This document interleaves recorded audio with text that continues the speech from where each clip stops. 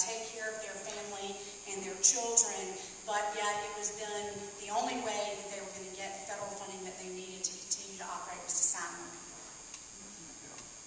So, yeah, it's not a subject that most people want to address, but I'm certainly willing to talk about it. You know, we as individuals, we have a responsibility to mankind to be the philanthropist and I think loving, kind human beings that God calls us to be. But we got some real issues when we've got people that have no incentive because the government has no accountability when it comes to receiving certain benefits. The whole thing ties into power and vote. Somebody brought a while ago cap and trade. We need to get things out in the open.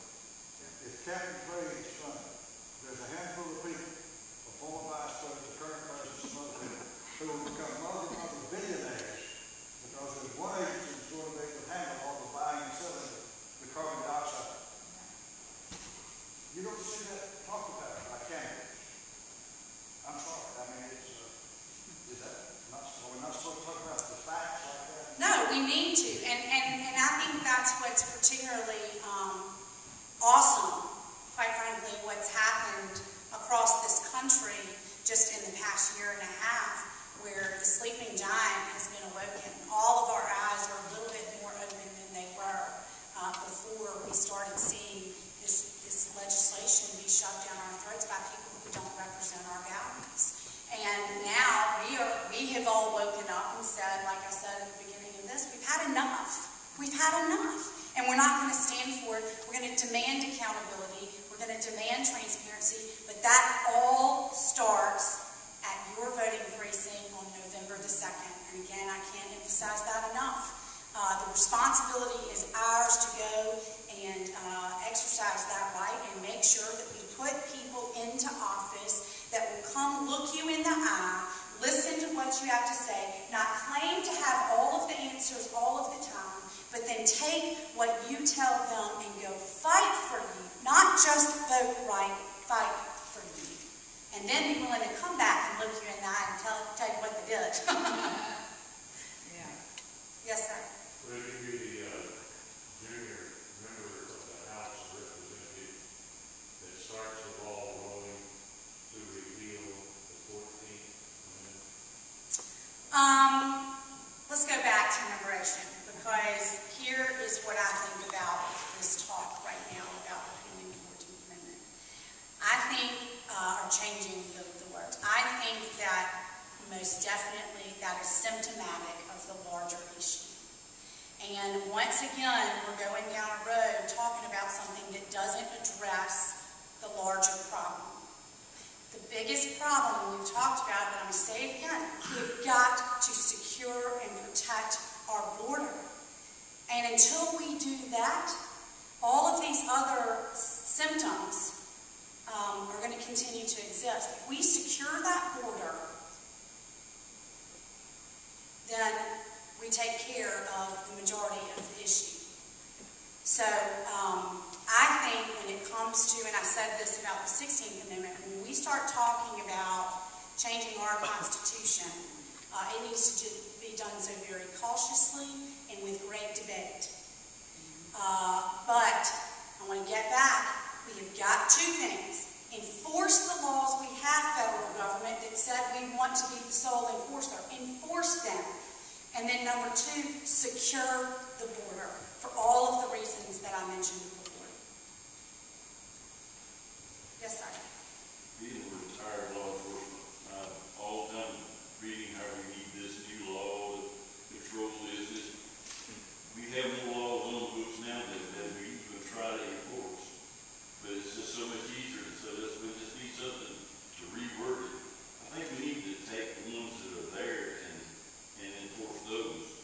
And all the talk about the border, I've traveled all over the world, and every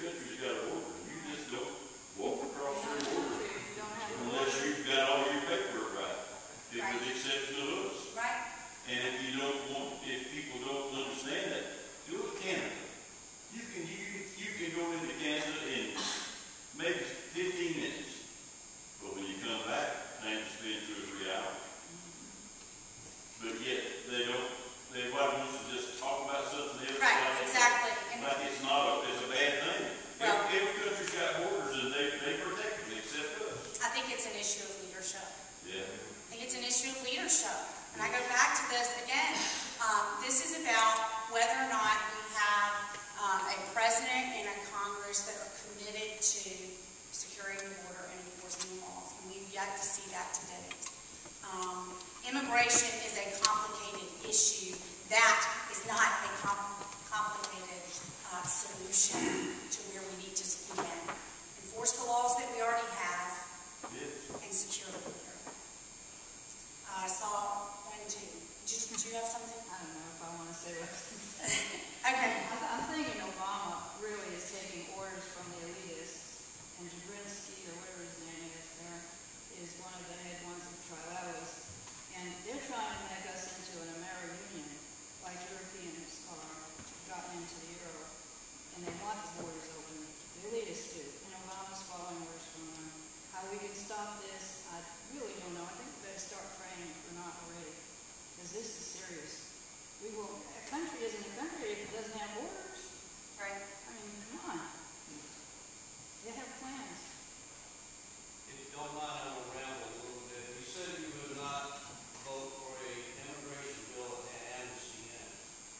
The bill that George Bush tried to pass didn't have amnesty in it, but it was an amnesty bill. Right, okay, I wouldn't have supported that bill. Sure. We don't need to grant, citizenship to those who are here illegally.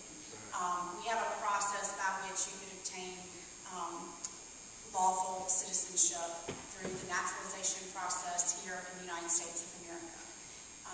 And, you know, I have friends, I have a very close personal friend who recently became a citizen of the United States. And, you know, and I've talked to her about this issue. You know, how does this make you feel when we're giving all these others just a free pass into our country? So, you know, I guess I won't vote for a bill that contains the word amnesty or has an amnesty principle included. If that would, okay.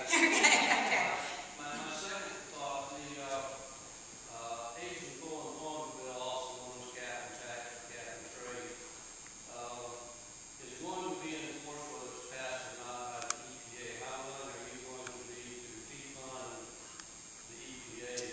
Yeah, we've talked about this on numerous occasions, and again, this is just another way to skirt Congress and skirt the authority of Congress to be the lawmakers in this country.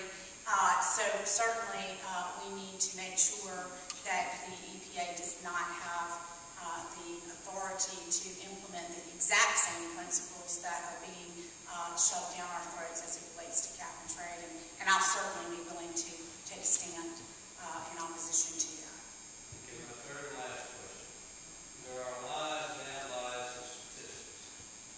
This week I heard from the administration that they have deported more illegals than George Bush ever thought about. And then later in the week, oh no, they hadn't deported 10% of the illegals that were deported in 2008. Can you please do something to straighten out the stuff coming out of Washington? I'm going to do my best. That's an act of God. I'm going to do my best.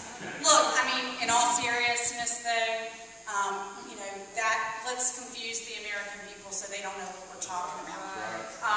You know, we see that time and time again when there's an agenda that wants to be accomplished, and they do everything they can to keep us scrambling and put out whatever information that they can so that we're not real clear what's going on.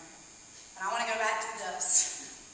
There is no way, I would be shocked that the majority of these folks elected to Congress in the majority pushing this legislation through has read this legislation or has an understanding of the effect of this legislation. There is absolutely no reason that we have laws that are so complicated and so lengthy that we don't even know what's contained therein